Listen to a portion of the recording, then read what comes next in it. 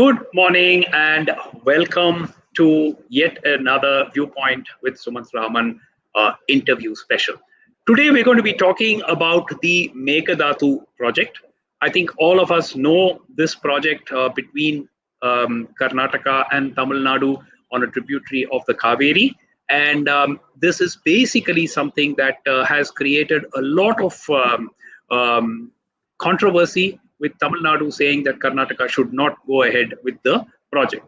To give us his expert view, we have with us a water management expert and a person who has over 34 years of experience in this field, Mr. S. Vishwanath. Mr. Vishwanath, thank you so much for joining us today. My pleasure.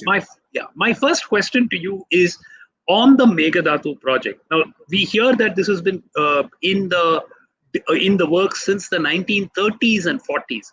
Can you just give us a brief history of this project? In terms of location, Mekedatu is in a valley. It's in the Cauvery Wildlife Sanctuary. It's just before Biligundlu when the Cauvery River enters Tamil Nadu. Right? So from a hydroelectricity perspective or from a dam construction perspective to hold back to water, this is a very ideal location for Karnataka from a Karnataka perspective.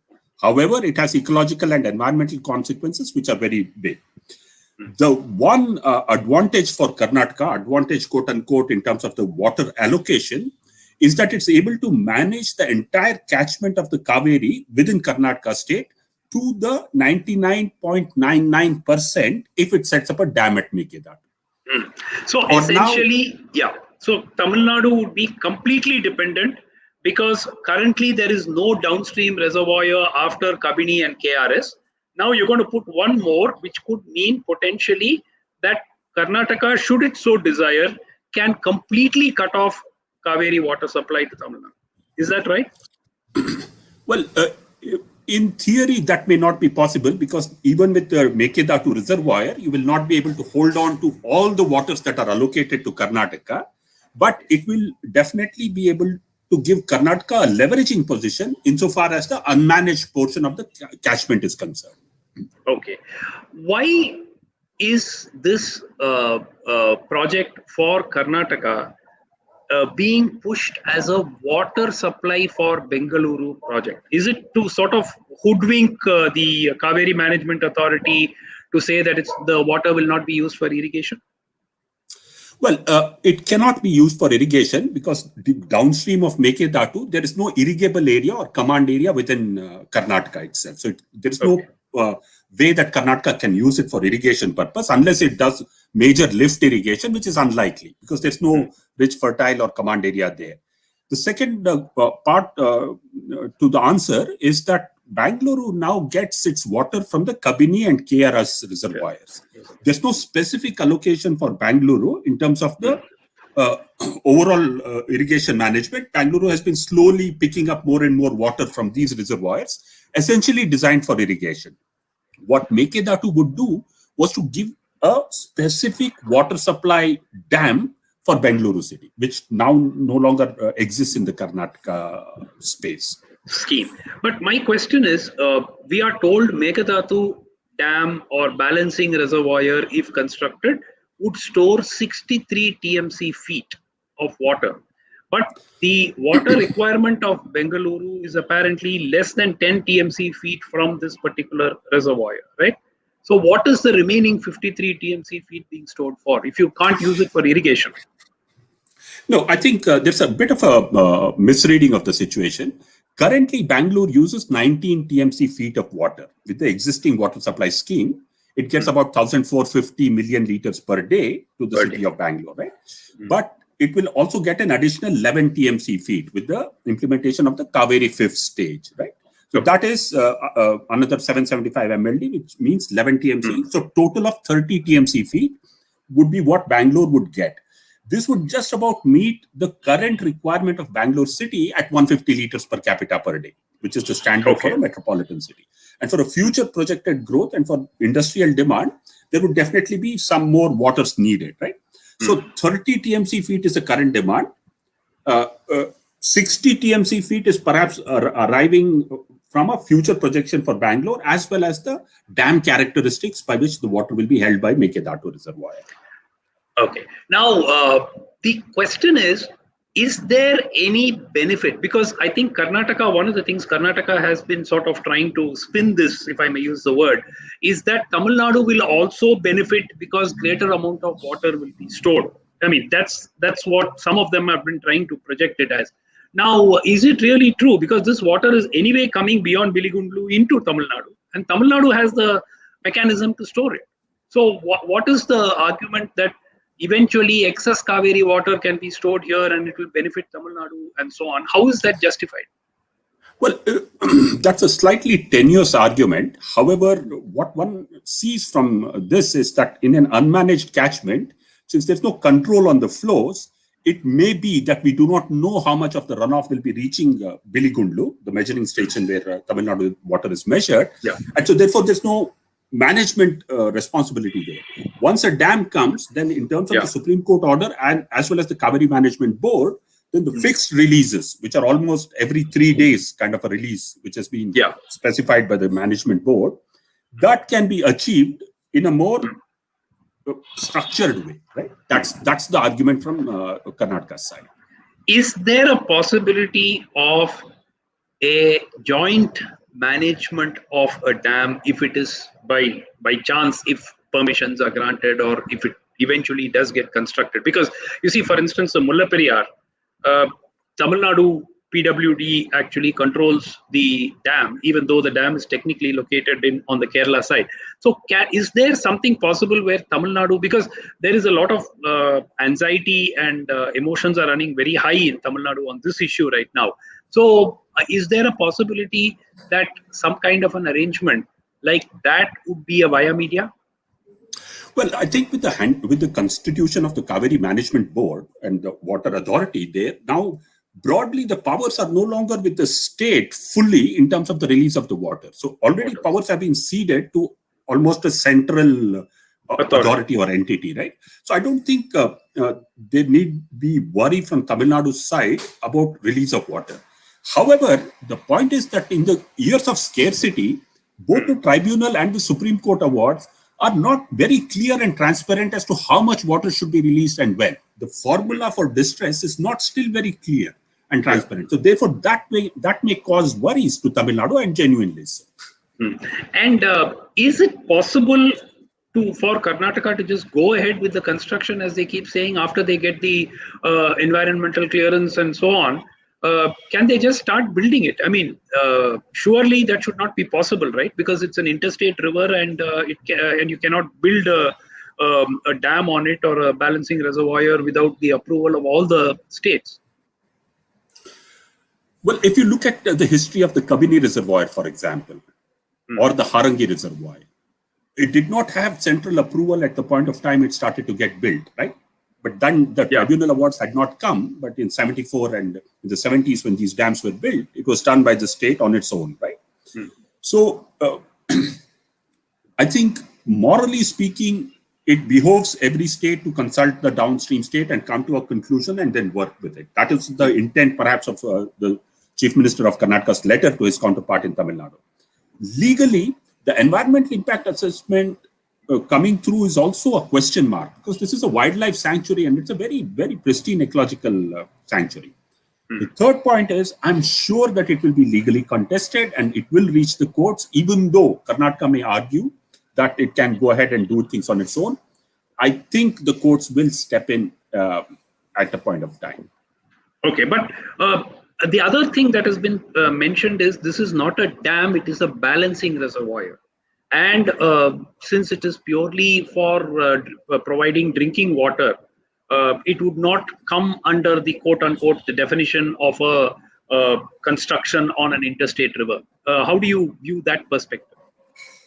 That is the sort of jugglery of words or the way things are framed, because if you call it a drinking water project, then it has EIA clearances, which are way easier than if it were any multi-purpose project, right? So therefore, I think people are using the words of the law to the maximum extent possible in this particular case. But why is Karnataka upping the ante now?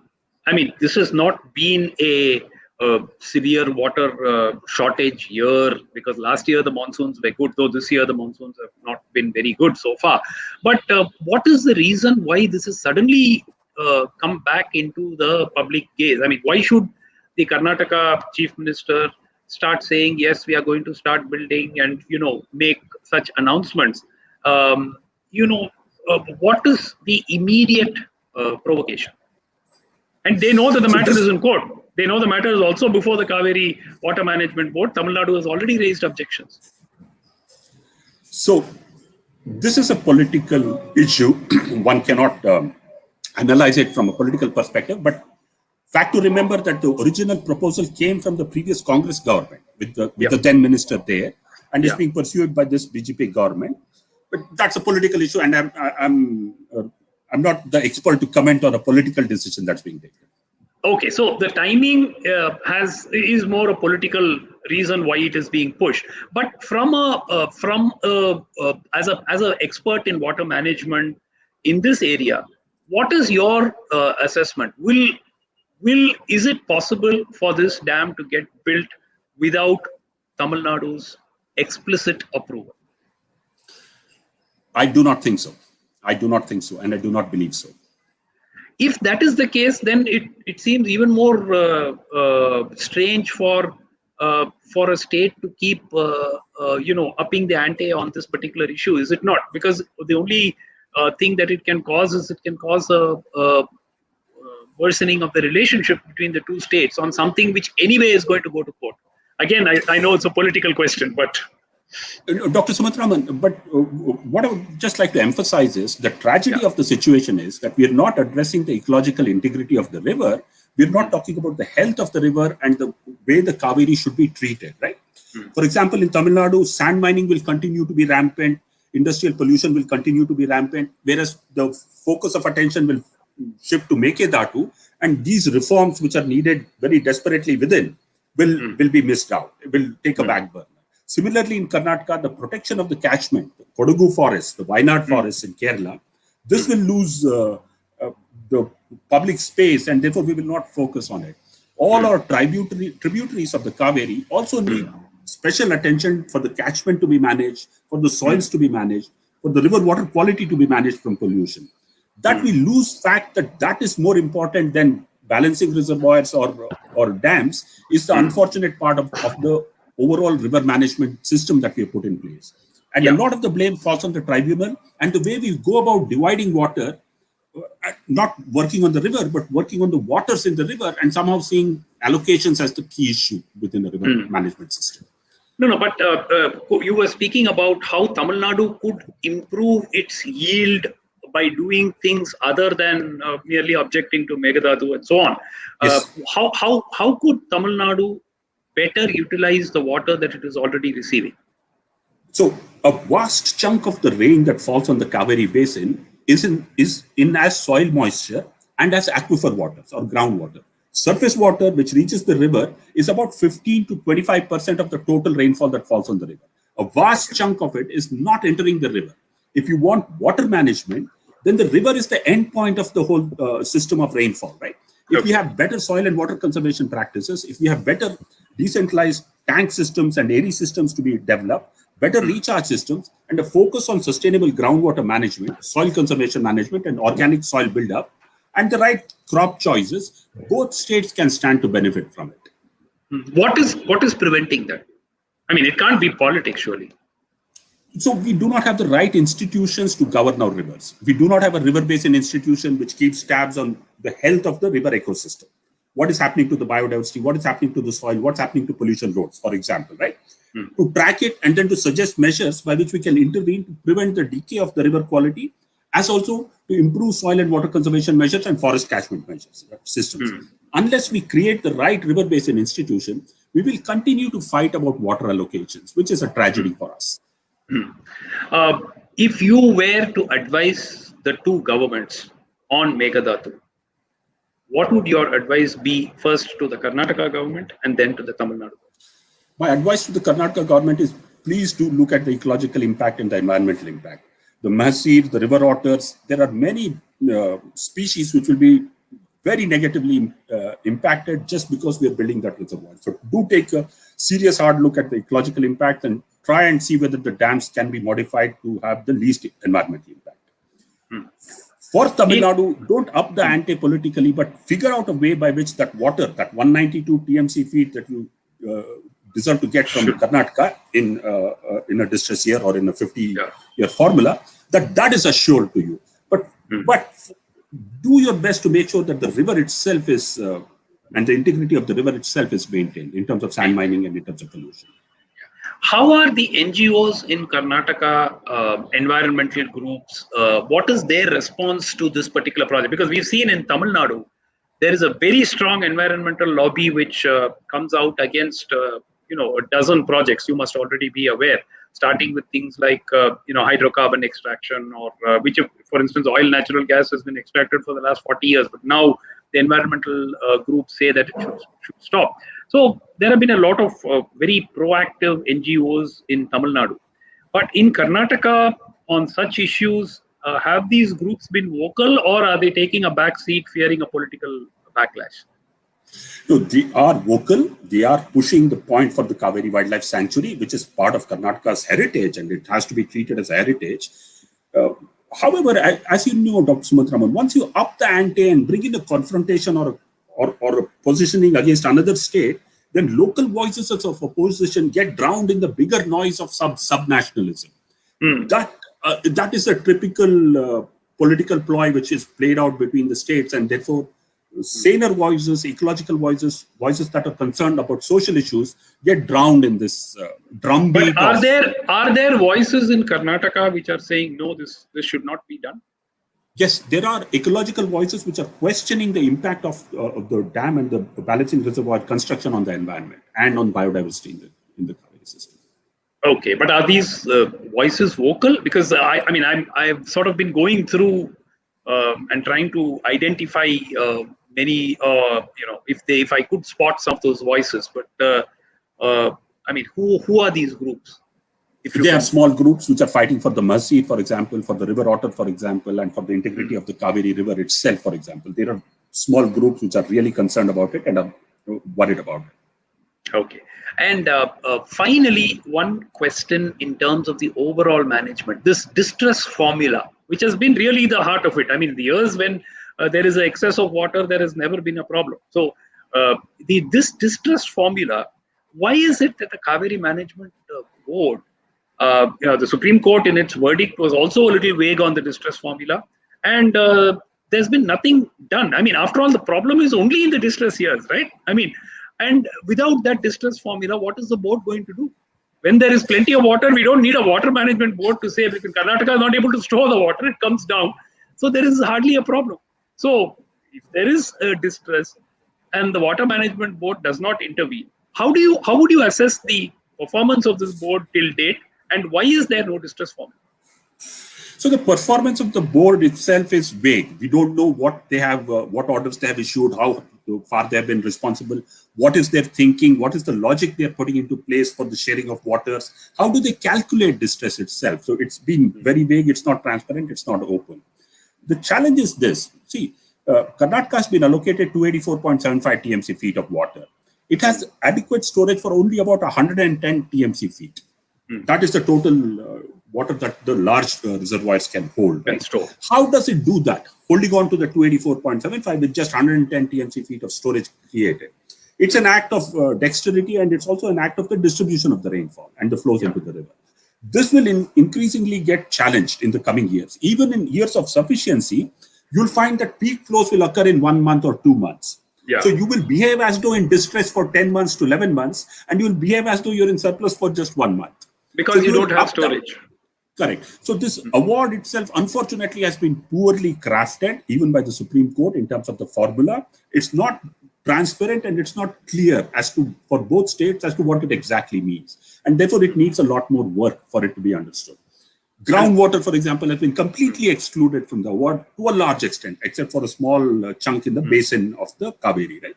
That is not something that is nice, because groundwater is the single largest source of water for agriculture now. And even for urban water supply, you find 50% dependency. So a lot needs to be discussed about the the formula arrived at and the distress formula arrived at, and more clarity and more thinking. This should be done by the Water Management Board right now, or does it go back to the court? No, it has to be done by the Water Management Board. It has to be done in a consultative manner. It has to be more transparent. Okay, because one suggestion or one theory was that we could go back with a clarification petition to the court, to the Supreme Court, and say, look, you haven't specified something on this. We'll have to figure out that their lordships have also a limit to the basic understanding. So this Solomon's justice cannot solve problems which are essentially social and technological to a large extent, and also political to a large extent. So okay. I think the wisdom of the courts have reached the finality. It needs for us to craft tribunals differently and to arrive at formulas differently than we have been doing so in the past. Okay, so I think it's been wonderful hearing your insight on what needs to be done as far as Mekedatu is concerned. But I think the key takeaway that I get is there are a lot of things that both Karnataka and Tamil Nadu can do to improve their water conservation, water management policy, even without the need for Mekedatu. And Mekedatu getting built, in your opinion, does not look likely, at least in the near term. If I can, infer from whatever you said, from a legal standpoint, it is unlikely to go ahead very soon. So, Mr. Vishwanath, thank you. It's been fascinating talking to you and getting your insights. And we will come back to you once we hear more on the Mekedatu project, and if there is, God forbid, moves on either side to raise the passions on this particular issue. Thank you so much. Thank you. Thank you. Pleasure, sir.